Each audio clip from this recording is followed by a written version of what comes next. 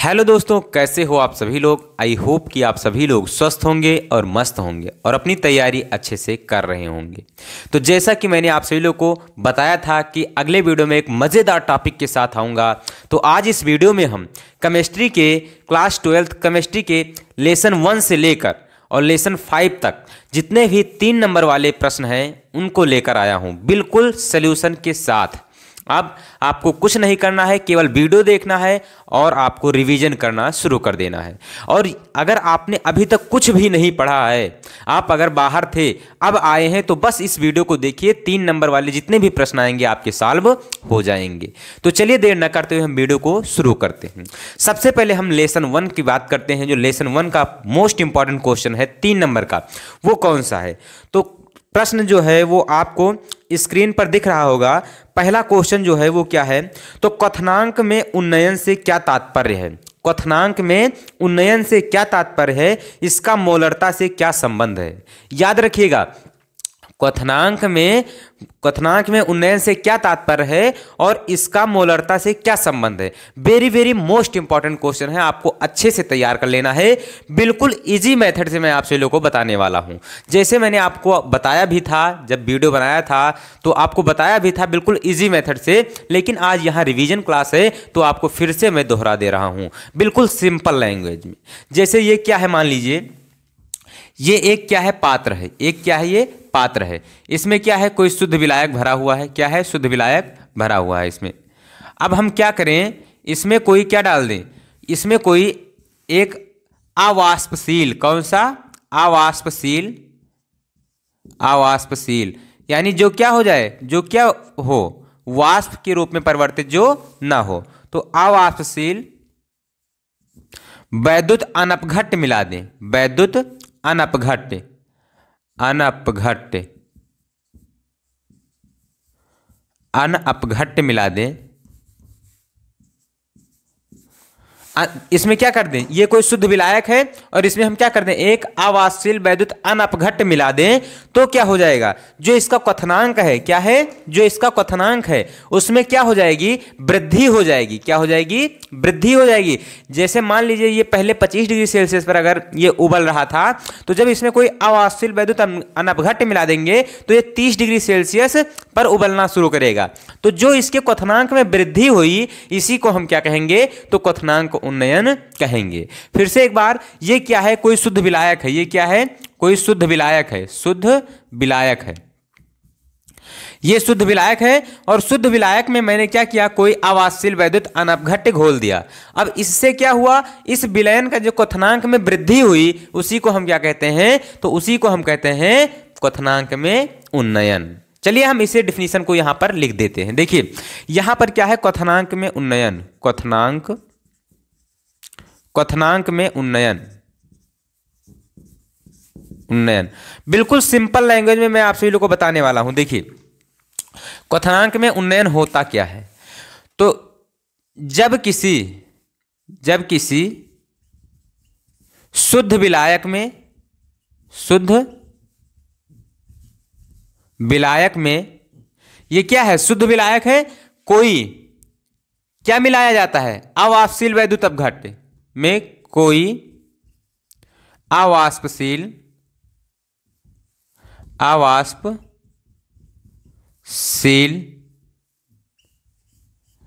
वैद्युत अनपघट्ट, वैद्युत अनपघट्ट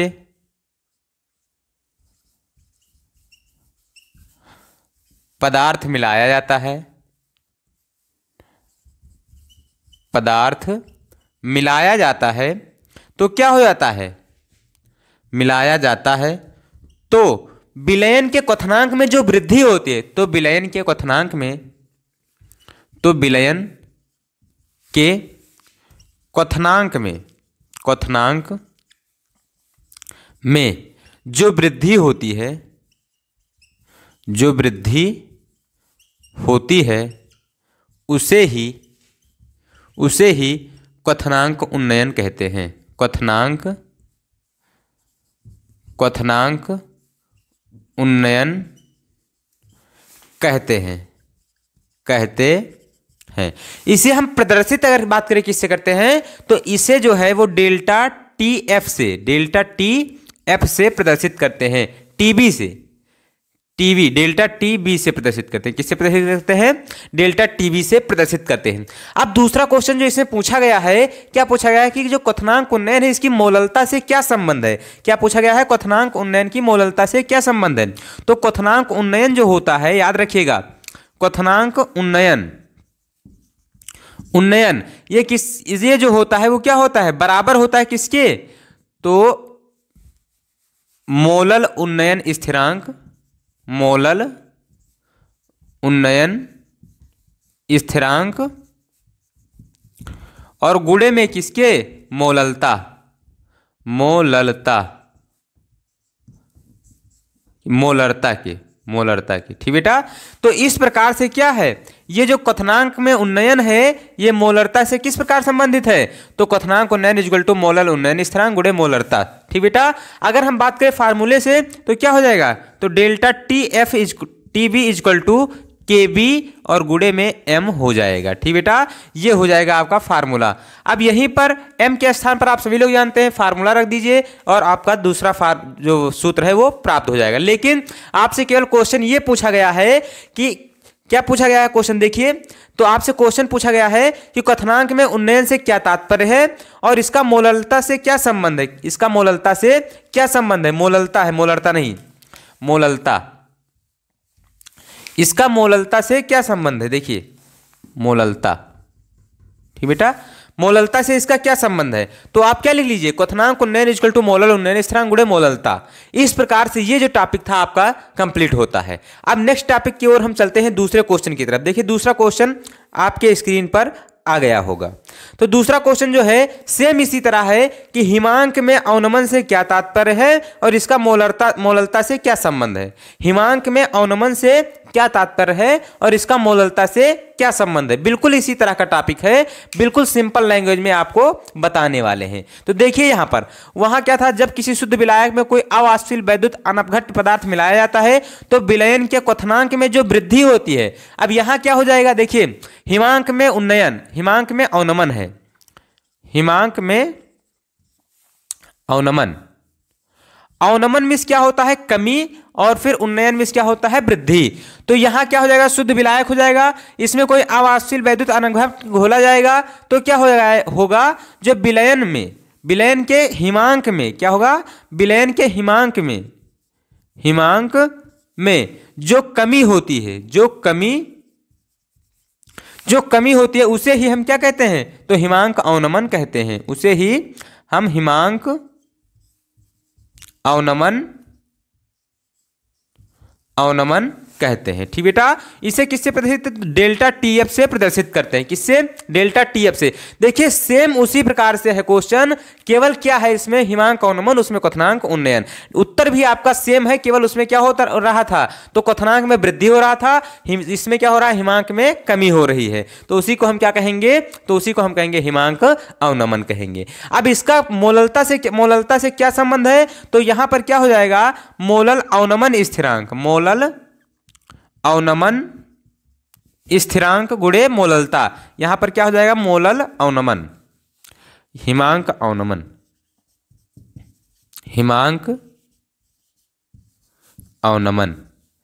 हिमांक अवनमन जो है वो किस प्रकार संबंधित है, मोललता से, तो हिमांक अवनमन इक्वल टू मोलल अवनमन स्थिरांक गुणे मोललता। अगर आपसे क्वेश्चन इतना ही कहता है कि हिमांक अवनमन क्या है और यह मोललता से किस प्रकार संबंधित है, तो आपको केवल इतना ही लिखकर आना है। यहां एफ हो जाएगा, यहां भी एफ हो जाएगा। ठीक बेटा, अब आप सोच रहे होंगे कि सर आपने एक फार्मूला और बताया था, क्या बताया था, तो आपने बताया था कि हिमांक अवनमन इक्वल टू 1000 गुणे के एफ गुणे डब्ल्यू फलाना गुणे धमाका, ये बताया था। तो आपको वो नहीं लिखना है, जब आपसे न्यूमेरिकल कहेगा तो आप लगा दीजिएगा। जब आपसे केवल संबंध पूछ रहा है मोललता से, तो आप जब ये फार्मूला जानते हैं क्यों वो लिखे जाकर, तो आपको यही लिखना है, काम खत्म कर देना है। यहां पर के एफ क्या है, तो आपसे मोलल अवनमन स्थिरांक, डेल्टा टी एफ क्या है, हिमांक अवनमन, एम क्या है, मोललता है। तो इस प्रकार से दूसरा टॉपिक भी आपका कंप्लीट होता है। अब हम अगला क्वेश्चन देखते हैं, तीसरा नंबर क्वेश्चन क्या है। तो तीसरा नंबर जो क्वेश्चन है आपका very very most important question है जो आपके स्क्रीन पर आ गया होगा। तीसरा नंबर जो क्वेश्चन है आपका वो क्या कह रहा है, तो कह रहा है तनु विलयन के लिए राउल्ट के नियम को परिभाषित कीजिए। तनु विलयन के लिए राउल्ट के नियम को परिभाषित कीजिए, राउल्ट के नियम का डेफिनेशन देना है आपको। उसके बाद इसी में और क्वेश्चन है तथा इससे संबंधित सूत्र का व्यंजक प्राप्त कीजिए। तथा इससे संबंधित यानी तनु विलयन के लिए आपको सूत्र का व्यंजक प्राप्त करना है। तो चलिए हम इसे बिल्कुल इजी मेथड से आपको सॉल्व करके दिखाते हैं।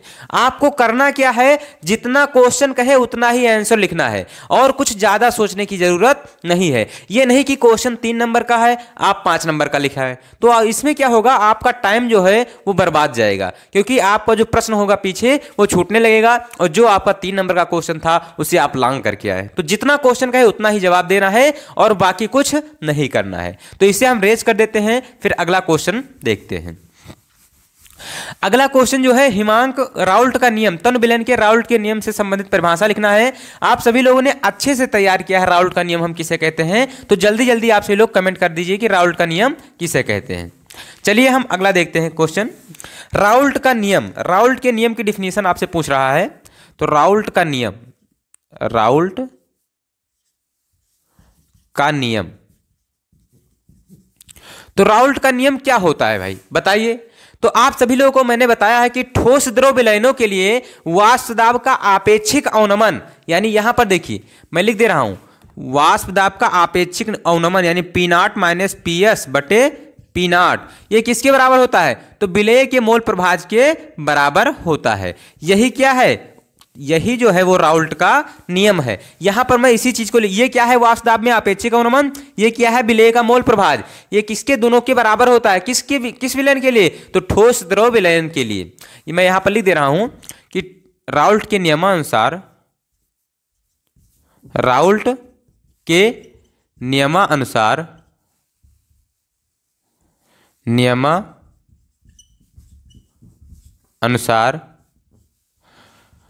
डैश खींचकर डबल इंटू में ठोस द्रव विलयनों के लिए, ठोस द्रव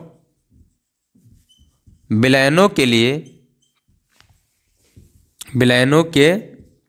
लिए राउल्ट के नियमानुसार क्या होगा, ठोस द्रव विलयनों के लिए जो आपका वाष्प दाब का आपेक्षिक अवनमन होगा के लिए वाष्प दाब में आपेक्षिक अवनमन, वाष्प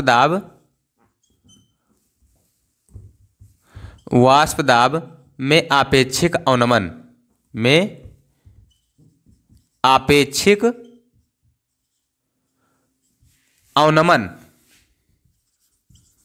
अवनमन किसके बराबर होता है, विलेय के मोल प्रभाज के बराबर होता है।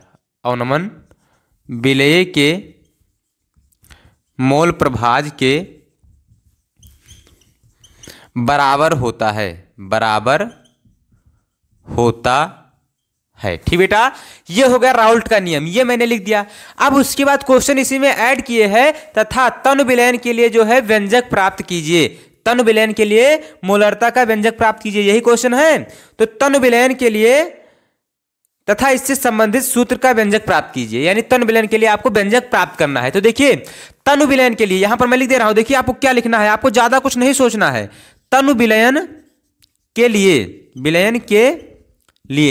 तनु विलयन के लिए क्या हो जाएगा, तनु विलयन के लिए जो विलायक हो जाएगा, विलायक की मोलरता जो हो जाएगी, मोल प्रभाज हो जाएगा, वो क्या हो जाएगा, अधिक हो जाएगा किसके लिए, विलेय के लिए। तो यहां पर हो जाएगा n का मान जो हो जाएगा, जो कैपिटल N का मान हो जाएगा वो ग्रेटर देन किसके हो जाएगा, स्मॉल n के लिए। यानी जब ये हो जाएगा तो आप लिख सकते हैं, क्या लिख सकते हैं कि n capital N plus small n equal to capital N। जैसे ये क्या है, बहुत छोटा है किससे, कैपिटल N से। जैसे मान लीजिए आपके पास 1 करोड़ रुपए हैं आपके पास। अब आपको कोई बच्चा आकर 1 रुपए दे देता है, तो आप क्या कहेंगे, मेरे पास कितने रुपए हैं, आप यही तो कहेंगे 1 करोड़ रुपए हैं, ये तो कहेंगे नहीं कि 1 करोड़ 1 रुपए हैं। तो इसी प्रकार n जो है विलेय का मोल प्रभाज, ये विलायक के मोल प्रभाज से बहुत कम है, तो इसे ना के बराबर मानकर क्या कर दिया गया है, टोटल मोल प्रभाज क्या कर दिया गया है, कैपिटल N कर दिया गया है। तो यहां पर क्या हो जाएगा तनु विलयन के लिए, तो तनु विलयन के लिए हो जाएगा P0 माइनस PS बटे P0 equal to small n बटे n प्लस कैपिटल N के स्थान पर हम क्या रख देंगे, तो केवल n रख देंगे। इसके बाद यहां पर देख लीजिए क्या हो जाएगा, तो P0 माइनस PS बटे पी नॉट, और ये एन है यानी क्या है, मोल है। मोल है तो यहां पर मोल भार बटे अणुभार होता है, यानी स्मॉल डब्ल्यू बटे स्मॉल एम और बटे कैपिटल डब्ल्यू बटे कैपिटल एम हो जाएगा। इसको पलट दीजिए तो क्या हो जाएगा, P not minus P S बटे P not equal to small W बटे स्मॉल एम और गुणे में कैपिटल एम और बटे में कैपिटल डब्ल्यू। ये हो जाएगा आपका जो मेन फार्मूला है किसके लिए, तो तनु विलयन के लिए राउल्ट के नियम का जो फार्मूला है ये आपका प्राप्त हो गया। आपको कुछ नहीं करना है, सिंपल सा तनु विलयन के लिए, ये तो आप फार्मूला जानते ही हैं, तो तनु विलयन के लिए कह दिया तो एन क्या कर देना है, ग्रेटर देन किससे, स्मॉल एन से, तो इसका योग कैपिटल एन हो जाएगा, एन मान रखना है, फिर जो मोल का फार्मूला होता है वो रखकर आपको इसे पलट देना है, आपका सूत्र प्राप्त हो जाएगा। अब चलिए यहां पर जो ये प्राप्त हुआ है इसे हम देख लेते हैं, क्यों, क्योंकि इससे संबंधित न्यूमेरिकल बहुत पूछा जाता है, तो आपको अच्छे से तैयार करना है। देखिए पी नॉट क्या है, तो ये जो है विलायक का क्या है, शुद्ध विलायक का, शुद्ध विलायक का, शुद्ध विलायक का वाष्प दाब, वाष्प दाब। उसके बाद पी एस क्या है, तो विलयन का वाष्प दाब, विलयन का वाष्प दाब, वाष्प दाब। उसके बाद आपका क्या है, डब्ल्यू, स्मॉल डब्ल्यू क्या है, तो विलेय का द्रव्यमान, विलेय का द्रव्यमान। उसके बाद कैपिटल डब्ल्यू क्या है, तो विलायक का द्रव्यमान, विलायक का, विलायक का द्रव्यमान। ठीक बेटा। इसके बाद आपका क्या, स्मॉल एम क्या है, तो स्मॉल एम है आपका विलेय का अणुभार, विलेय का अणुभार। और इस कैपिटल एम क्या है, तो विलायक का अणुभार, विलायक का अणुभार। ठीक बेटा, तो ये हो गए इसके प्रतीक, इसे जानना आपको बेहद जरूरी है। क्यों, क्योंकि ये जो अगर आप नहीं जानते हैं तो आप न्यूमेरिकल सॉल्व नहीं कर सकते हैं। तो देखिए कितने सिंपल लैंग्वेज में मैंने आपको बता दिया। ये 3 नंबर में आपसे पूछा जाता है कि राउल्ट का नियम लिखिए, तन विलयन के लिए राउल्ट के नियम की परिभाषा दीजिए तथा इससे संबंधित सूत्र की व्युत्पत्ति कीजिए, सूत्र स्थापित कीजिए। तो इस प्रकार से आपको करना है, बिल्कुल सिंपल लैंग्वेज में, और कुछ ज्यादा आपको लिखना नहीं है। तो आगे हम चलते हैं नेक्स्ट क्वेश्चन की तरफ, देखते हैं। सबसे पहले इसे हम क्या कर देते हैं, रेज कर देते हैं। देखिए ये क्वेश्चन जो है वेरी वेरी मोस्ट इंपॉर्टेंट है, आपको बिल्कुल अच्छे तरीके से इसे तैयार कर लेना है, बिल्कुल मिस नहीं करना है। देखिए अब इतना लंबा सिलेबस था और उसे मैंने काट के कितना छोटा किया है, अगर आप ये भी नहीं तैयार करते हैं तो यानी आप बेकार हैं, यानी आप कुछ भी नहीं कर रहे हैं। तो आपको इसे अच्छे से तैयार कर लेना है। अगला क्वेश्चन हम देखते हैं क्या है। तो अगला क्वेश्चन जो आपका है वेरी वेरी मोस्ट इंपॉर्टेंट है।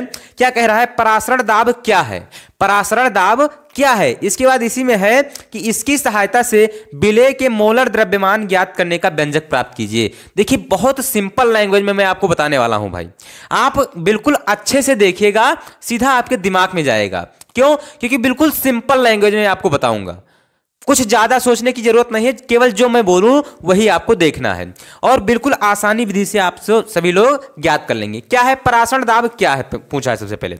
तो परासरण दाब की जो डिफिनीशन है देखिए मैं यहां पर लिख दे रहा हूं। परासरण दाब पूछा है इसने, तो परासरण दाब क्या है। देखिए परासरण आप सभी लोग जानते हैं, परासरण क्रिया जानते हैं क्या होता है। ये मान लीजिए क्या है, एक अर्धपारगम झिल्ली है। क्या है, एक अर्धपारगम झिल्ली है। ये एक अर्धपारगम झिल्ली है और इधर कम सांद्रता वाला विलयन है, कम सांद्रता वाला, और इधर अधिक सांद्रता वाला है, अधिक सांद्रता वाला।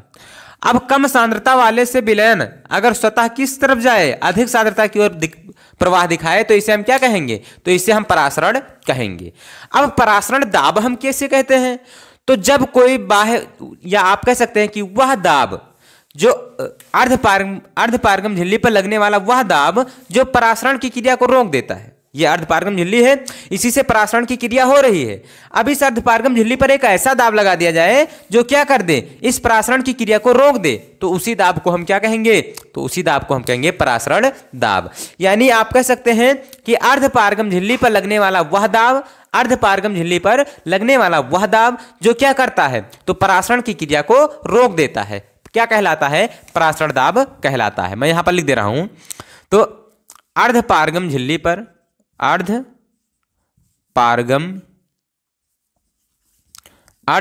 झिल्ली पर लगने वाला वह दाब जो क्या करता है, तो परासरण की होने वाली क्रिया को रोक देता है, जो परासरण की क्रिया को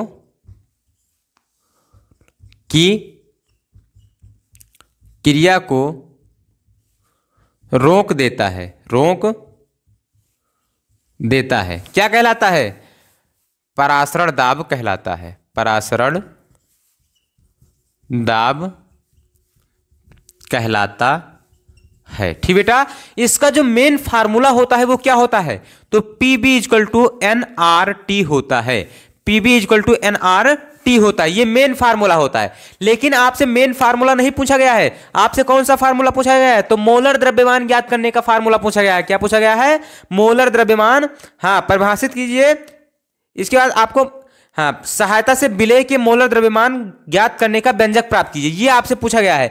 तो आप क्या करेंगे, बिल्कुल सिंपल लैंग्वेज में आपको क्या करना है, देखिए यहां पर आप सभी लोग जानते हैं मोल बराबर क्या होता है, भार बटे अणुभार, क्या होता है, भार बटे अणुभार। तो PV इक्वल टू N के स्थान पर हम क्या रख देंगे, W बटे M और R इंटू T हो जाएगा।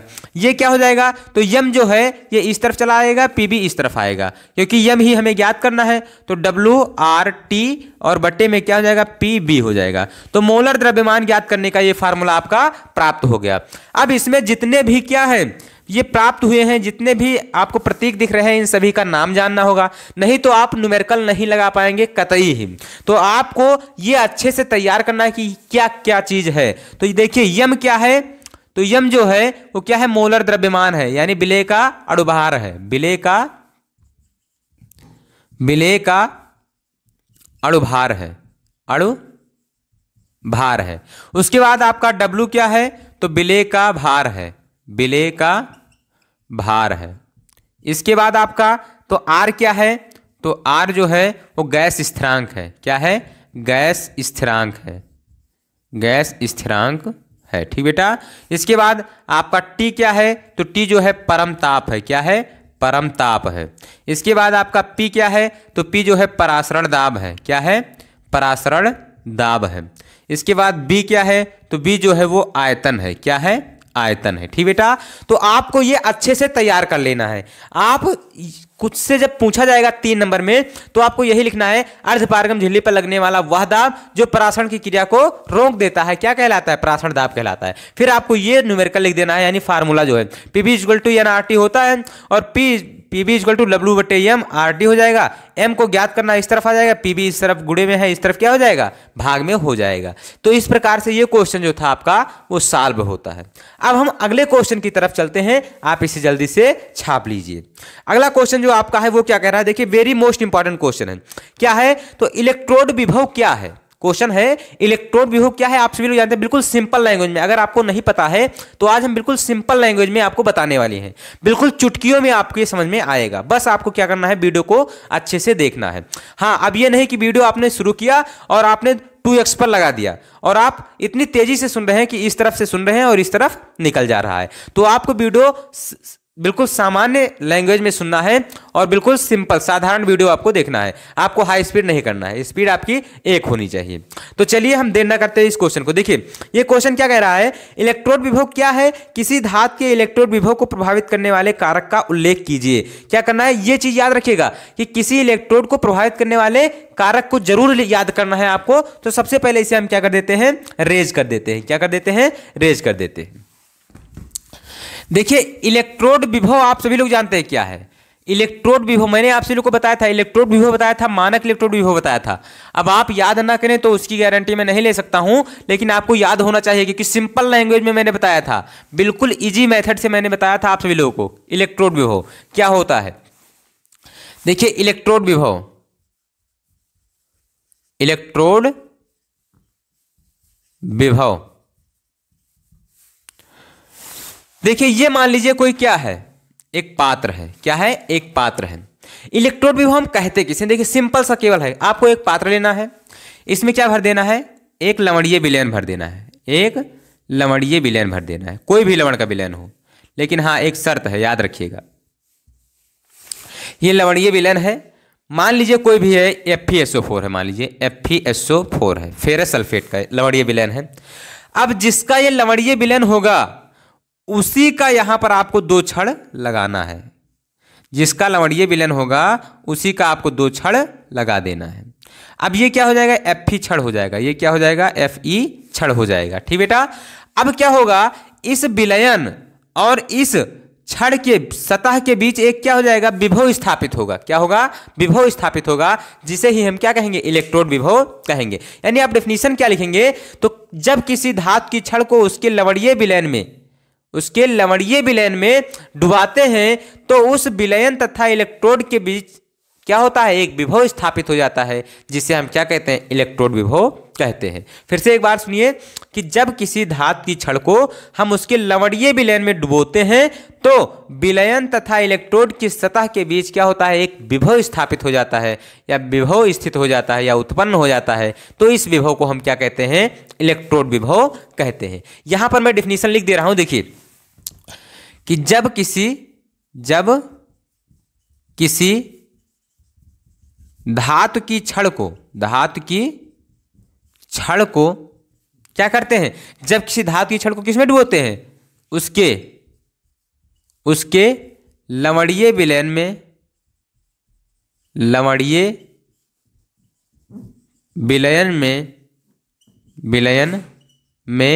डुबोते हैं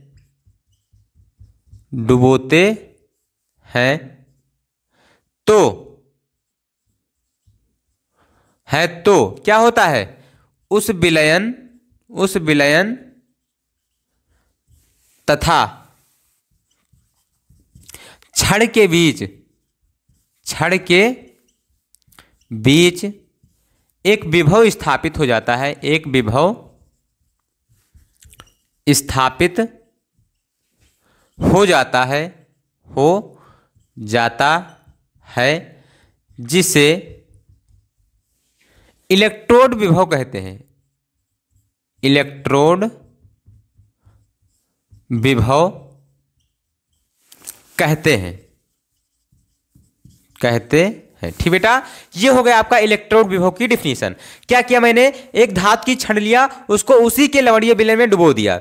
अब क्या किया, इस लवणीय विलयन तथा इस छड़ के बीच एक विभव स्थापित हो गया, उसी को हम क्या कहेंगे, तो उसी को हम इलेक्ट्रोड विभव कहेंगे। अब इसके बाद आपसे पूछा गया था कि इलेक्ट्रोड विभव को प्रभावित करने वाले कारक, इलेक्ट्रोड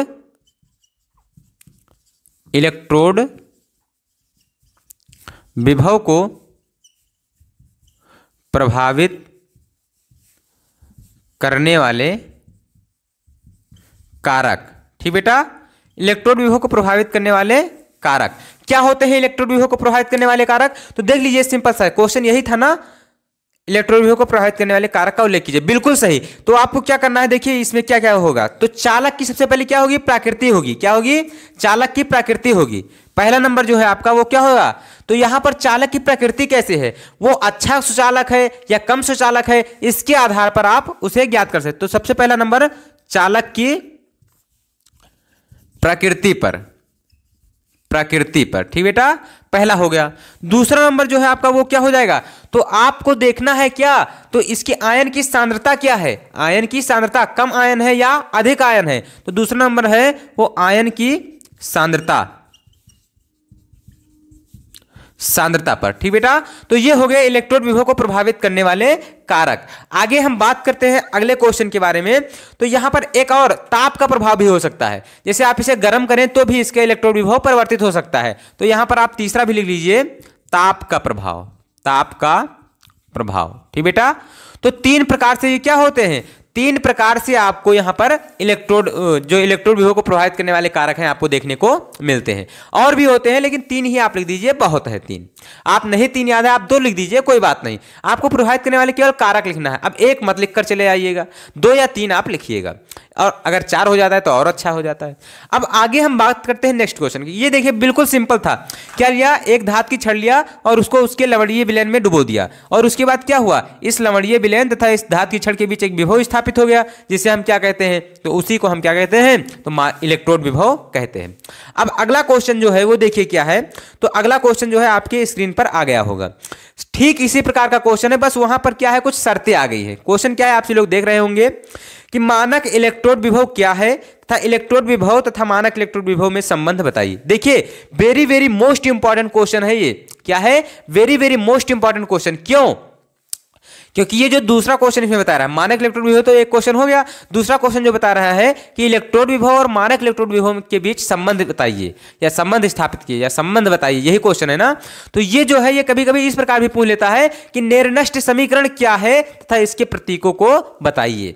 तो चाहे निर्नष्ट समीकरण पूछे, चाहे ये कहे इलेक्ट्रोड विभव और मानक इलेक्ट्रोड विभव में संबंध बताइए, तो आपको यही छाप कर आना है जो मैं बताऊंगा। मानक इलेक्ट्रोड विभव नहीं, आपको जो नीचे वाला बताऊंगा मैं, इलेक्ट्रोड और मानक इलेक्ट्रोड विभव में संबंध, उसको आपको छापकर आना है। तो चलिए सबसे पहले इसे हम रेज कर देते हैं।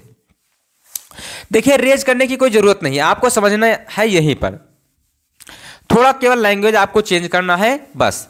ये जो इलेक्ट्रोड विभव का डिफिनीशन मैंने बताया ये सेम रहेगा, बस क्या होगा यहां पर कुछ शर्तें हो जाएंगी।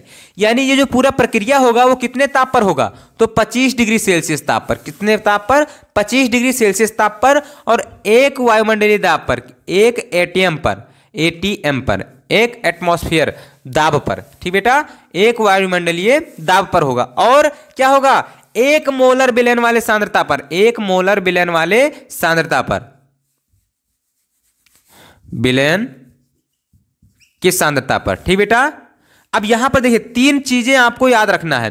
अगर इलेक्ट्रोड विभव, मानक इलेक्ट्रोड विभव और पूछ रहा है तो आपको क्या करना है कि 25 डिग्री सेल्सियस पर तथा 1 वायुमंडलीय दाब पर, 25 डिग्री सेल्सियस पर तथा 1 वायुमंडलीय दाब पर किसी धातु की छड़ को उसके 1 मोलर विलयन में डुबोने पर, क्या लिखना है, फिर से देखिए, 25 डिग्री सेल्सियस ताप पर तथा 1 वायुमंडलीय दाब पर किसी छड़, मान लीजिए Fe का छड़ है, तो Fe छड़ को उसके 1 मोलर विलयन वाले, 1 मोलर सांद्रता वाले विलयन में डुबोने पर, यानी जो विलयन है ये क्या हो जाए, 1 मोलर हो जाए। क्या हो जाए, 1 मोलर FeSO4 सांद्रता वाले विलयन में डुबोने पर जो विलयन और इस छड़ के बीच जो संबंध स्थापित होगा उसे हम क्या कहेंगे, तो मानक इलेक्ट्रोड विभव कहेंगे। ये 3 चीज आपको याद रखना है बस, बाकी तो सेम डेफिनेशन है।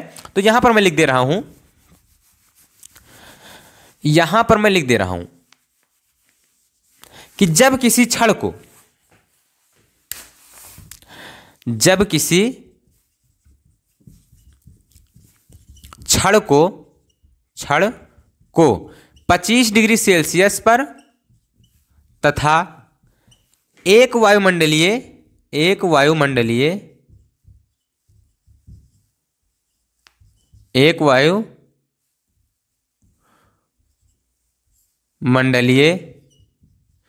दाब पर 25 डिग्री सेल्सियस, जब किसी छड़ को क्या करते हैं, 25 डिग्री सेल्सियस पर तथा 1 वायुमंडलीय दाब पर क्या करते हैं, उसके 1 मोलर सांद्रता वाले विलयन में, 1 मोलर सांद्रता वाले विलयन में डुबोते हैं, तो विलयन व छड़ के बीच एक संबंध स्थापित हो जाता है, एक संबंध स्थापित हो जाता है, जिसे क्या कहते हैं, जिसे मानक इलेक्ट्रोड विभव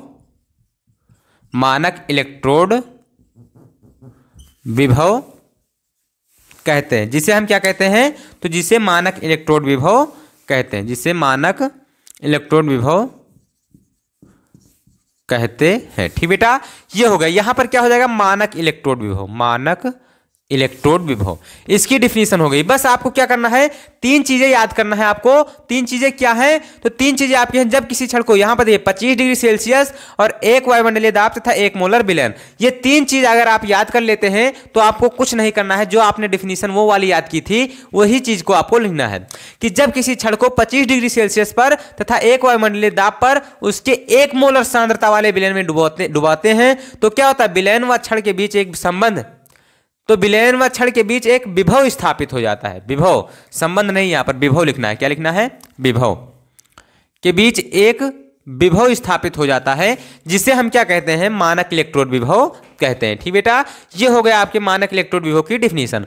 अगला क्वेश्चन, और इसमें एक क्वेश्चन था, क्या था क्वेश्चन, वो क्वेश्चन क्या कह रहा है देखिए, तो इलेक्ट्रोड विभव तथा मानक इलेक्ट्रोड विभव में संबंध बताइए। तो देखिए वेरी वेरी मोस्ट इंपॉर्टेंट ये क्वेश्चन है। ये निर्दिष्ट समीकरण करके भी पूछता है कि इलेक्ट्रोड विभव और मानक इलेक्ट्रोड विभव में क्या संबंध है। आपको क्या लिखना होगा जब अगर निर्दिष्ट समीकरण करके पूछेगा, तो आपको लिखना होगा कि निर्दिष्ट नामक वैज्ञानिक ने इलेक्ट्रोड विभव तथा मानक इलेक्ट्रोड विभव के बीच में एक संबंध स्थापित करने के लिए एक समीकरण दिया, जिसे क्या कहते हैं, निर्दिष्ट समीकरण कहते हैं। उसके बाद आपको ये लिख देना है फार्मूला। कौन सा फार्मूला, तो E naught E cell equal to E naught cell और माइनस उसके बाद आपको 2.303 RT बटे क्या लिखना है, NF और फिर log बेस 10 और उसके बाद आपको क्या लिखना है यहां पर देखिए, तो OS और बट्टे में क्या लिख देना है, RS लिखना है। ठीक बेटा, अब ये देखिए ये क्या मैंने लिखा, कहीं कहीं आपको ये भी देखने को मिलेगा कि 1/m प्लस m के पावर n प्लस, ये भी देखने को मिलेगा। तो चाहे आप ये लिखिए चाहे ये लिख दीजिए। अब देखिए यहां पर यही आपको लिखना होगा जब निर्दिष्ट समीकरण पूछेगा, तो आपको क्या करना होगा, लिखना होगा निर्दिष्ट नामक वैज्ञानिक ने इलेक्ट्रोड विभव तथा मानक इलेक्ट्रोड विभव के बीच एक संबंध स्थापित करने के लिए एक नियम दिया, जिसे हम क्या कहते हैं, तो जिसे हम कहते हैं निर्दिष्ट समीकरण। इसके बाद वो पूछता है, जब निर्दिष्ट समीकरण करके पूछेगा तो पूछेगा इसके प्रतीकों को भी लिखिए। तो चलिए इसके प्रतीकों को भी देख लेते हैं। ये क्या है, तो ई सेल जो है वो क्या है, तो ई सेल जो है वो इलेक्ट्रोड विभव है। क्या है, इलेक्ट्रोड विभव। ठीक बेटा, दूसरा नंबर जो ई नॉट सेल है वो क्या है, तो ये है मानक इलेक्ट्रोड विभव। क्या है, मानक इलेक्ट्रोड विभव। तीसरा नंबर क्या है, तो आर जो है वो क्या है आपका, तो मैंने बताया था गैस स्थिरांक है। क्या है, गैस स्थिरांक है। टी क्या है, तो टी जो है परमताप है, परमताप। उसके बाद आपका क्या है, तो एन क्या है, तो एन जो है आपका वो मोल है। क्या है, मोल। उसके बाद आपका एफ क्या है, तो एफ जो है वो क्या है, तो एफ जो है फैराडे नियतांक है।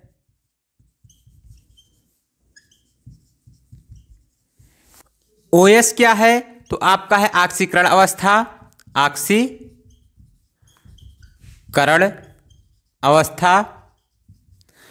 आरएस क्या है, तो आरएस आपका है अपचयन अवस्था, अपचयन अवस्था। ठीक बेटा, ये हो गया आपका क्या, ये जितने भी प्रतीक थे वो मैंने आप सभी लोग को बता दिया। जब आपसे निर्दिष्ट समीकरण करके पूछेगा तो आपको केवल समीकरण लिखना होगा और जो 2 लाइन मैंने आगे बताया वो लिखना होगा और ये प्रतीक को आपसे पूछेगा। तो इस प्रकार से ये क्या बता दिया मैंने, तो मानक इलेक्ट्रोड विभव और फिर इलेक्ट्रोड विभव तथा मानक इलेक्ट्रोड विभव में संबंध बता दिया। ये जो है ई सेल वो इलेक्ट्रोड विभव, ई नॉट सेल मानक इलेक्ट्रोड विभव है। ठीक बेटा, तो इस प्रकार से ये टॉपिक जो था वो आपका कंप्लीट होता है। अब आगे हम नेक्स्ट क्वेश्चन की तरफ चलते हैं। अगला क्वेश्चन क्या कहता है, तो अगला क्वेश्चन जो है वो आपके लिए very very most important question आ जाता है। क्या है वो क्वेश्चन, तो क्वेश्चन है शून्य कोटि की अपक्रिया किसे कहते हैं, शून्य कोटि की अपक्रिया के लिए वेग स्थिरांक का व्यंजक प्राप्त कीजिए। तो बिल्कुल इजी मेथड से मैं आप सभी लोगों को बताने वाला हूं, बस आपको अच्छे से देखते रहना है। क्या कहा है क्वेश्चन की शून्य कोटि की अपक्रिया का परिभाषा लिखिए। सबसे पहले ये आपको लिखना है कि शून्य कोटि की अपक्रिया किसे कहते हैं। तो देखिए शून्य कोटि की अपक्रिया आप सभी लोग जानते हैं किसे कहते हैं, किसे कहते हैं बताइए जल्दी से आप सभी लोग। यदि अपक्रिया, वह अपक्रिया आप कह सकते हैं, वह अपक्रिया जिसका वेग अपकारक की सांद्रता पर निर्भर नहीं करता है, क्या कहलाता है, तो शून्य कोटि की अपक्रिया कहलाते। तो यहां पर आप सभी लोग देख लीजिए, मैं आप सभी लोग को बता दे रहा हूं, बिल्कुल सिंपल लैंग्वेज में बताने वाला हूं। क्या है? शून्य कोट की अभिक्रिया। तो शून्य कोट की अभिक्रिया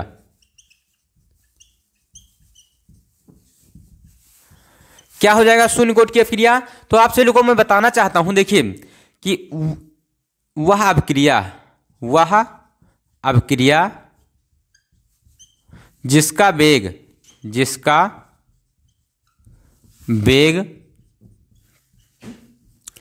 अभिकारक की सांद्रता पर निर्भर नहीं करता है, अभिकारक की सांद्रता पर निर्भर नहीं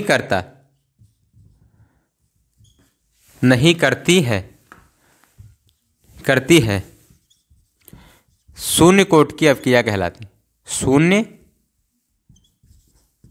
कोट की अभिक्रिया कहलाती है, कोट की अभिक्रिया कहलाती है। ठीक बेटा, ये हो गया शून्य कोट की अभिक्रिया। अब इसके लिए व्यंजक जो प्राप्त करना है वो देखिए बिल्कुल इजी मेथड से आप सभी लोगों को बताने वाला हूं। बच्चों को बहुत डरावना सा लगता है, कुछ नहीं डरावना लगेगा, आपको बिल्कुल सिंपल लैंग्वेज में बताने वाला हूं। देखिए क्या होगा, यहां पर समझिए, जैसे मान लीजिए कोई एक अभिक्रिया है, ए से उत्पाद बन रहा है। ठीक बेटा, अब क्या कहा है? शून्य परिभाषा से, यहां पर मैं लिख दे रहा हूं, परिभाषा से क्या हो जाएगा? जो अभिक्रिया का वेग हो जाएगा यानी ddT ऑफ x हो जाएगा, वो क्या हो जाएगा? वो आप सभी लोग जानते हैं क्या होगा? तो अनुक्रमानुपाती होगा किसके? तो आप सभी लोग जानते हैं सांद्रता के 0 पावर। अब किसी की पावर 0 है तो उसका मान क्या हो जाता है? 1 हो जाता है। क्या हो जाता है? 1 हो जाता है। तो dx इक्वल टू dt हो जाएगा, इक्वल टू में अनुक्रमानुपाती क्या हो जाएगा? 1 हो जाएगा। ये चिन्ह हटेगा तो इस तरफ एक नियतांक आ जाएगा dx बटे dt, और फिर क्या हो जाएगा? बराबर k हो जाएगा। ठीक बेटा, ये इस तरफ गुणे में है, इस तरफ क्या हो जाएगा? भाग में हो जाएगा। तो क्या बचेगा आपका? तो dx इक्वल टू क्या बचेगा? k इंटू dt बचेगा। अब इसका आपको क्या कर देना है? समाकलन कर देना है। क्या कर देना है? समाकलन। दोनों पक्षों का समाकलन करने पर, दोनों पक्षों का समाकलन करने पर क्या हो जाएगा? समाकलन का निशान लगा दिया मैंने और dt लिख दिया, और फिर क्या कर दिया मैंने? यहां पर k इंटू डी, यहां पर dx है और यहां पर क्या है? k इंटू dt है। ठीक बेटा, अब आपको समाकलन करने के लिए एक फार्मूला आना चाहिए। कौन सा फार्मूला? जब कभी भी हम क्या करते हैं, जैसे dx है और इसका जब समाकलन करेंगे तो क्या हो जाएगा? x हो जाएगा। क्यों? क्योंकि इसके आगे 1 लिखा हुआ है। ठीक बेटा, तो जब dx का समाकलन करते हैं यानी ये छोटा है और बड़ा करेंगे तो x प्राप्त हो जाएगा। तो यहाँ पर x हो जाएगा इक्वल टू k को हम बाहर कर देंगे और जब dt हो जाएगा यहाँ। अब dt का जब हम समाकलन करेंगे तो x इक्वल टू k और इंटू t हो जाएगा, और प्लस में क्या हो जाएगा? एक समाकलन चर आ जाएगा। ठीक बेटा, इसे आप मान लीजिए समीकरण 1 मान लीजिए। क्या मान लीजिए? 1। अब देखिए क्या हो जाएगा, जब अब यहां से हम c का मान निकालेंगे, जब क्या होगा? कोई अभिक्रिया नहीं होगा तो आपकी कोई सांद्रता यानी कोई x का मान कोई नहीं प्राप्त होगा। तो यहां पर देखिए, जब t बराबर 0 हो, जब t बराबर 0 हो तो क्या हो जाएगा? x बराबर 0 होगा। तो यहां पर मान रख दें तो 0 इक्वल टू k गुणे 0 और प्लस c, तो c का मान क्या आ जाएगा? तो c 0 बराबर c हो जाएगा, यानी c का मान 0 हो जाएगा। अब यहां पर देखिए क्या लिखना होगा? c का मान समीकरण 1 में रखने पर क्या हो जाएगा? समीकरण 1 यहां पर है तो c के स्थान पर हम क्या रख देंगे? 0 रख देंगे। तो यानी क्या हो जाएगा? x बराबर kt प्लस 0, तो x बराबर kt हो जाएगा। k का मान निकालेंगे तो k इक्वल टू x बटे t हो जाएगा। तो ये हो गया शून्य कोट की अभिक्रिया के लिए वेग स्थिरांक का फार्मूला प्राप्त हो गया। कभी कभी इसका मात्रक भी बहुविकल्पीय में तो अवश्य ही पूछा जाता है, शून्य कोट की अभिक्रिया का मात्रक। तो याद रखिएगा, देखिए मात्रक क्या हो जाएगा इसका? मात्रक, तो मात्रक जो है वो हो जाएगा आपका मोल प्रति लीटर प्रति सेकंड। ठीक बेटा, ये हो जाएगा इसका मात्रक, याद रखिएगा।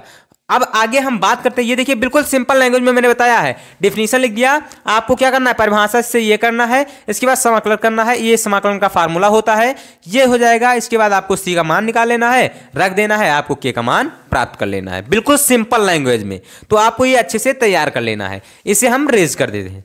अगला क्वेश्चन जो आपका है, देखिए यही इसी से रिलेटेड है, ये जो है very very most important topic है, तो आपको अच्छे से तैयार कर लेना है। आगे हम बात करते हैं जो है वो प्रथम कोटि की अवक्रिया के लिए। अच्छा, प्रथम कोटि की अवक्रिया का डिफिनीशन क्या हो जाएगा, तो वह अवक्रिया जिसका वेग अभिकारक के प्रथम घात के समानुपाती होता है। तो यहां पर मैं लिख दे रहा हूं प्रथम कोटि की अवक्रिया, प्रथम कोटि की अवक्रिया। तो वहां पर क्या था, तो अभिकारक की सांद्रता पर निर्भर नहीं करता था, यानी जीरो घात था। अब यहां पर क्या हो जाएगा, वह अभिक्रिया जिसका वेग अभिकारक की सांद्रता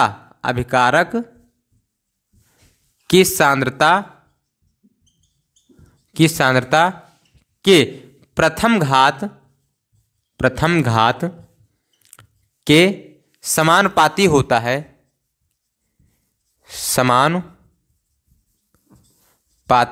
है, क्या कहलाता है, समानुपाती होता है। प्रथम कोटि की अवक्रिया, प्रथम कोटि की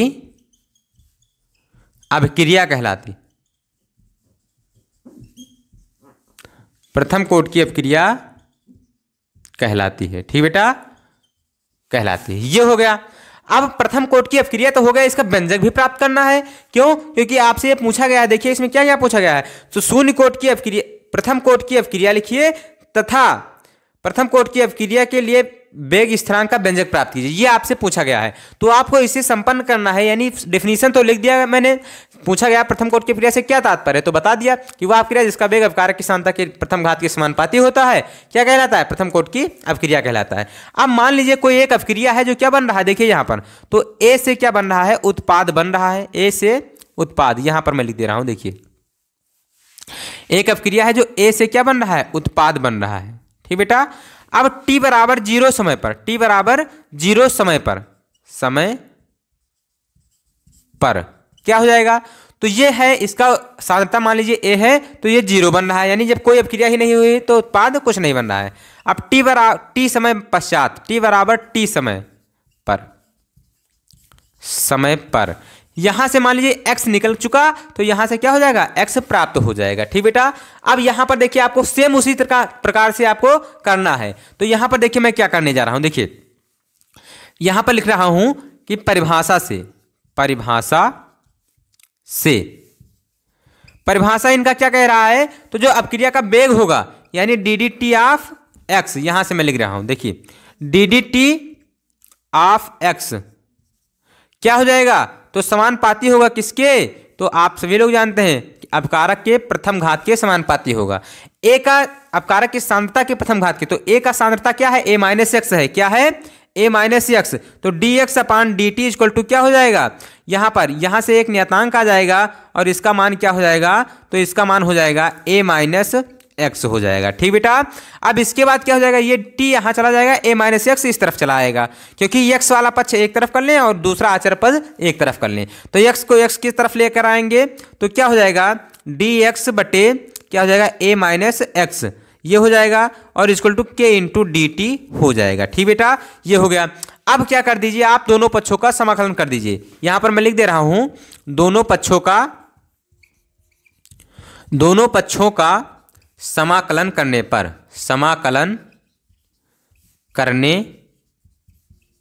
पर क्या हो जाएगा, जब दोनों पक्षों का आप समाकलन करेंगे तो इंटीग्रेशन बन जाएगा dx और बटे में क्या हो जाएगा, तो a माइनस एक्स हो जाएगा, और फिर इक्वल टू क्या हो जाएगा, k इंटू dt हो जाएगा। ठीक बेटा, यहां से ये अचर है k, तो इसे हम क्या कर देंगे, बाहर कर लेंगे, क्या कर देंगे, बाहर कर देंगे। ठीक बेटा, तो क्या हो जाएगा यहां पर, तो आपका हो जाएगा, तो dx बटे a माइनस एक्स हो जाएगा, और उसके बाद फिर क्या हो जाएगा, इक्वल टू k बाहर कर लेंगे तो क्या हो जाएगा, dt हो जाएगा। ठीक बेटा, अब जब आप समाकलन करिएगा तो एक फार्मूला याद रखिएगा, कौन सा फार्मूला, तो मैं अभी आपको बता रहा हूं। देखिए एक फार्मूला होता है क्या, कि 1 अपान एक्स इक्वल टू क्या होता है, इसका जब समाकलन करेंगे तो क्या हो जाएगा, log x हो जाएगा, और फिर x का समाकलन क्या होता है, तो 1 होता है। ठीक बेटा, तो इसे आपको रख देना है, इसका अवकलन कर देना है, 1 हो जाएगा। तो यहाँ अगर ये माइनस में होता तो माइनस आगे आ जाता। तो यहाँ पर वही चीज़, ये 1/x मान लीजिए लिखा हुआ है, तो इसका समाकलन जब करेंगे तो क्या हो जाएगा, log और x के स्थान पर क्या है, a माइनस एक्स है। अब ये क्या है, तो इसका जब आप अवकलन करेंगे तो क्या हो जाएगा, इनटू में, तो इनटू में आपका हो जाएगा, तो ये a है 0 हो जाएगा, x का जब है तो वो क्या हो जाएगा, माइनस गुणे में क्या हो जाएगा, -1 हो जाएगा। ठीक बेटा, गुणे में -1 हो जाएगा, बराबर के, और dt का मैंने अभी बताया था क्या हो जाएगा, t हो जाएगा, और प्लस में 1 क्या हो जाएगा, समाकलित चर आ जाएगा। ठीक बेटा, तो यहां से आपको क्या करना है, देखिए इस माइनस को आगे कर लेना है, तो माइनस log, उसके बाद क्या हो जाएगा, यानी a माइनस एक्स हो जाएगा। ठीक बेटा, और बराबर में kt हो जाएगा, और प्लस c हो जाएगा।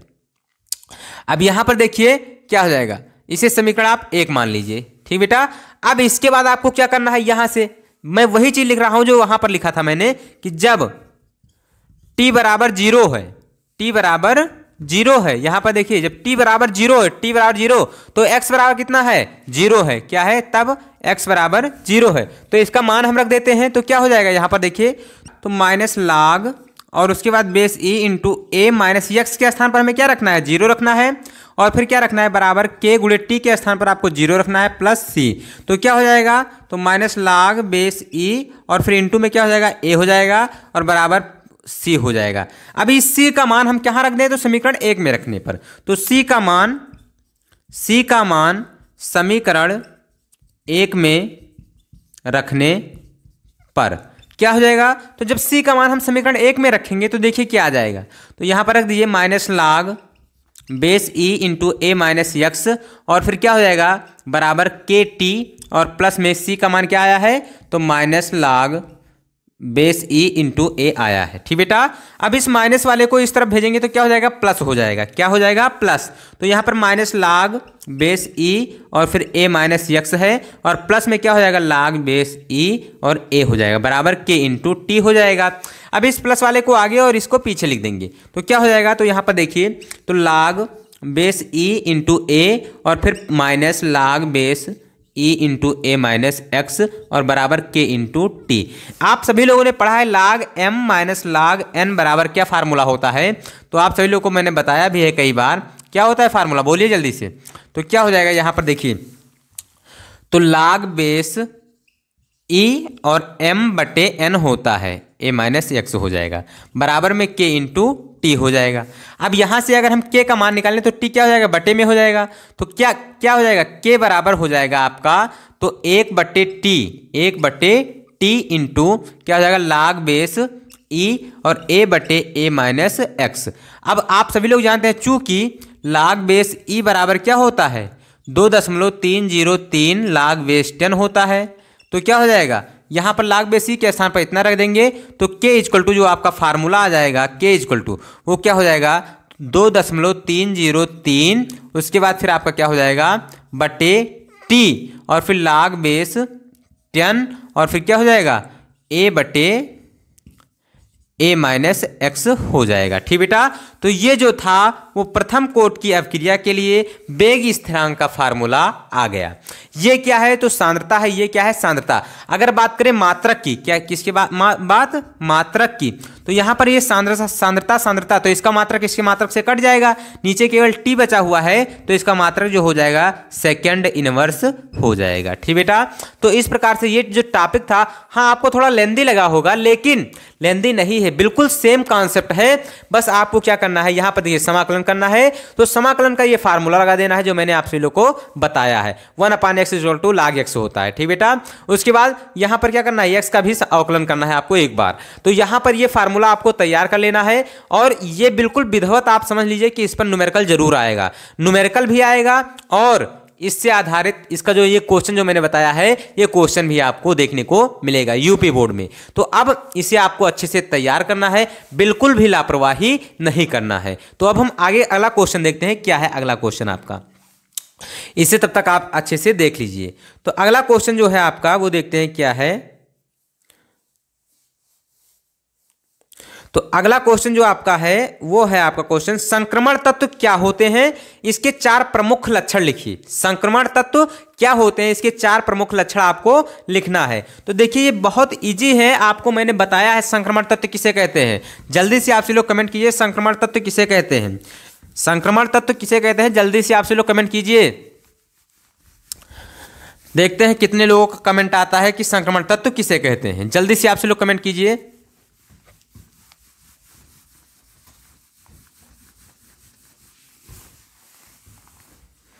देखिए संक्रमण तत्व हम किसे कहते हैं, समझिए आप सभी लोग। मैं यहां पर लिख दे रहा हूं संक्रमण तत्व किसे कहते हैं। संक्रमण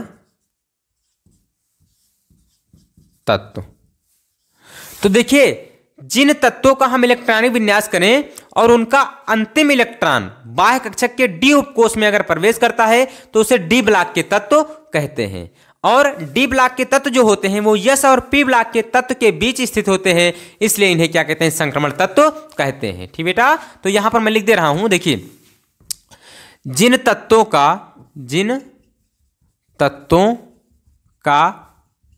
इलेक्ट्रॉनिक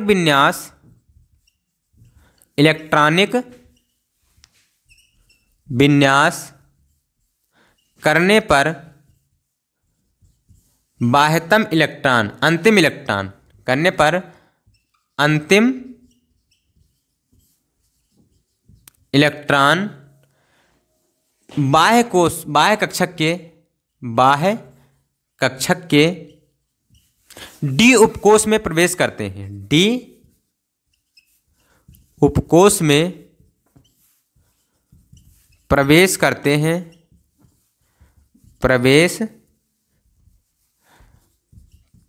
हैं, उन्हें क्या कहते हैं, कमेंट कीजिए जल्दी से। उन्हें डी ब्लॉक के तत्व कहते हैं। अब लेकिन यहां तो पूछा गया था संक्रमण तत्व, तो डी ब्लॉक के तत्व जो होते हैं इन्हीं को हम संक्रमण तत्व कहते हैं। पर क्यों कहते हैं, तो ये देखिए, तो डी ब्लॉक के तत्व एस व आवर्त सारणी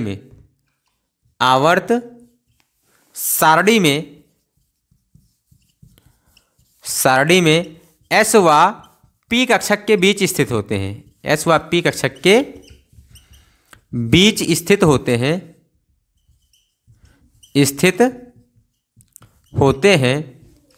इसलिए इसे संक्रमण तत्व भी कहते हैं। इसलिए इसे हम क्या कहते हैं, संक्रमण तत्व भी कहते हैं। संक्रमण तत्व भी कहते हैं। ठीक बेटा, ये हो गया आपका डेफिनेशन कि डी ब्लॉक के तत्व हम किसे कहते हैं और संक्रमण तत्व किसे कहते हैं। तो जिन तत्वों का इलेक्ट्रॉन विन्यास करने पर अंतिम इलेक्ट्रॉन कहां जाए, बाह्य कक्षक में प्रवेश करें, तो बाह्य कक्षक के डी उपकोष में प्रवेश करें तो उन्हें डी ब्लॉक के तत्व कहते हैं। और डी ब्लॉक के तत्व जो होते हैं वो क्या होते हैं, डी ब्लॉक के तत्व। ठीक बेटा, आवर्त सारणी में कहां पर, यस व पी कक्षक के बीच स्थित होते हैं, इसलिए इसे संक्रमण तत्व कहते हैं। अगला क्वेश्चन क्या था इसके बाद, तो इसके बाद का जो क्वेश्चन था आपका वो संक्रमण तत्व की विशेषताएं या 4 प्रमुख लक्षण लिखिए। तो पहला नंबर ये आप सभी लोग जानते हैं क्या होता है, यहां पर देखिए, तो संक्रमण तत्व की 4 विशेषताएं, संक्रमण तत्व की 4 प्रमुख विशेषताएं। ठीक बेटा, अब देखिए ये क्या होता है, तो आप सभी लोग जानते हैं। पहला नंबर आप सभी लोग बताइए जल्दी से, कमेंट कीजिए कि ये रंगीन आयन बनाते हैं। ये रंगीन आयन बनाते हैं। दूसरा नंबर, तो दूसरा नंबर जल्दी से बताइए, कमेंट कीजिए, ये संकुल आयन बनाते हैं। ये संकुल आयन बनाते हैं। तीसरा नंबर, ये परिवर्ती संयोजकता प्रदर्शित करते हैं। ये परिवर्ती संयोजकता प्रदर्शित करते हैं। संयोजकता प्रदर्शित प्रदर्शित करते हैं। चौथा नंबर कमेंट कीजिए जल्दी से। तो ये अंतराकाशी यौगिक का निर्माण करते हैं। अंतराकाशी यौगिक का निर्माण करते हैं। ठीक बेटा, तो ये हो गया आपका जो क्वेश्चन था कि संक्रमण तत्व किसे कहते हैं और इनकी 4 प्रमुख विशेषताएं बताइए। अब आप अगर जानते हैं कि ये रंगीन आयन का क्यों बनाते हैं, तो आप सभी को मैंने बताया कि इनमें अयुग्मित इलेक्ट्रॉन होते हैं, जिसके कारण ये क्या होते हैं, जो रंगीन आयन बनाते हैं। तो अगर आप ये जानते हैं तो आप इसे लिख सकते हैं और बेहतरीन होगा, लेकिन अगर आप नहीं जानते हैं तो आप इतना ही लिखकर आइए, आपको बिल्कुल पक्का 100% नंबर मिल जाएगा। अगला क्वेश्चन आपका क्या है देखते हैं। तो अगला क्वेश्चन जो आपका है वो है, आवेशों के आधार पर लिगेंडों को किस प्रकार वर्गीकृत किया जा सकता है, उदाहरण देते हुए समझाइए। तो आप सभी लोग को अच्छे से समझना है, आवेशों के आधार पर कितने प्रकार से, 3 प्रकार से हम इसे डिवाइड कर सकते हैं। तो इसे सबसे पहले हम क्या करते हैं, रेज कर देते हैं।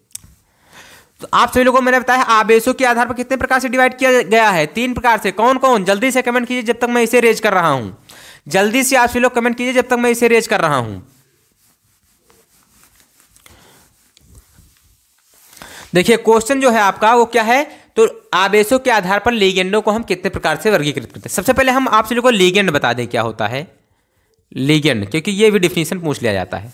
तो लिगेंड क्या होता है, उपसहसंयोजन क्षेत्र में, उपसहसंयोजन क्षेत्र या मंडल कहिए में जो परमाणु या आयन केंद्रीय धातु परमाणु को इलेक्ट्रॉन युग्म देता है उसे क्या कहते हैं, तो लिगेंड कहते हैं। तो यहां पर मैं लिख दे रहा हूं कि वह धातु परमाणु या आयन, वह धातु परमाणु या आयन जो उपसहसंयोजी क्षेत्र में, उपसहसंयोजन जो उपसहसंयोजन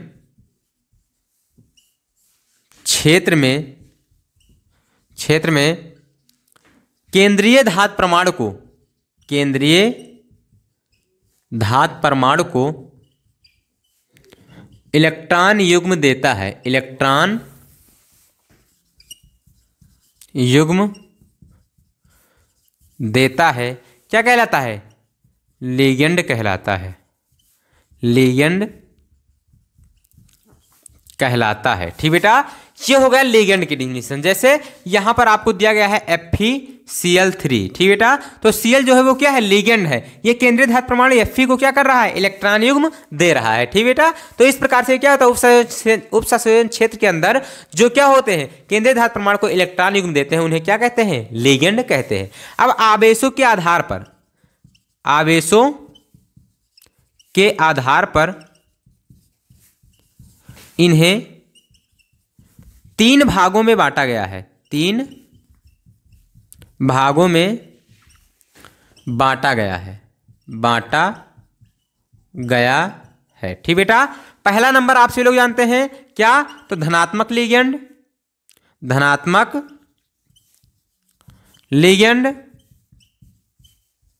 दूसरा नंबर ऋणात्मक लिगेंड। तीसरा नंबर तो आप सभी लोग जानते हैं उदासीन लिगेंड। ठीक बेटा, लिगेंड। अब धनात्मक लिगेंड किसे कहते हैं, ऋणात्मक लिगेंड किसे कहते हैं, उदासीन लिगेंड किसे कहते हैं। तो धनात्मक लिगेंड वह लिगेंड जिस पर धन आवेश उपस्थित होता है उसे क्या कहते हैं, तो वह लिगेंड, मैं आपसे इनको बता दे रहा हूं कि वह लिगेंड जिन पर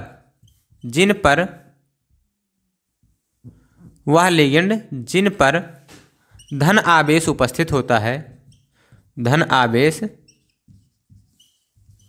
उपस्थित होता है, क्या कहलाता है, धनात्मक लिगेंड कहलाता है, धनात्मक लिगेंड कहलाता है।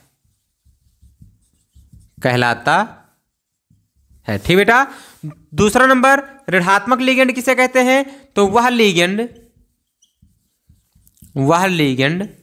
जिन पर ऋण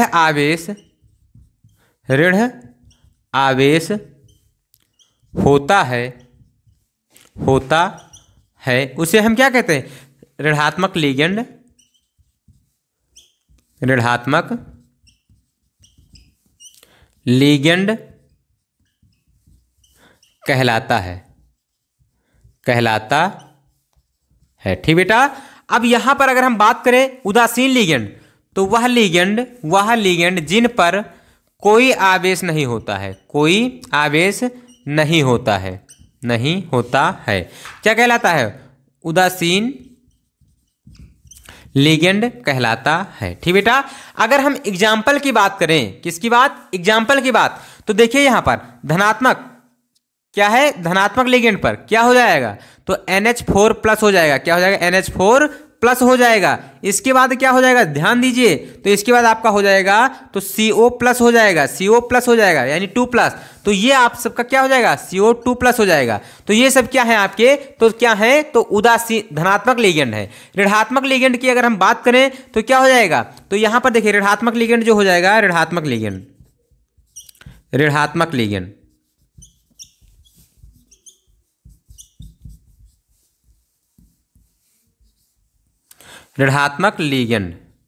क्या हो जाएगा? तो Cl माइनस हो जाएगा, S माइनस हो जाएगा, Br माइनस हो जाएगा। ये सब क्या है? ऋणात्मक लिगेंड है। उदासीन लिगेंड की अगर हम बात करें तो उदासीन लिगेंड हम किसे कहेंगे?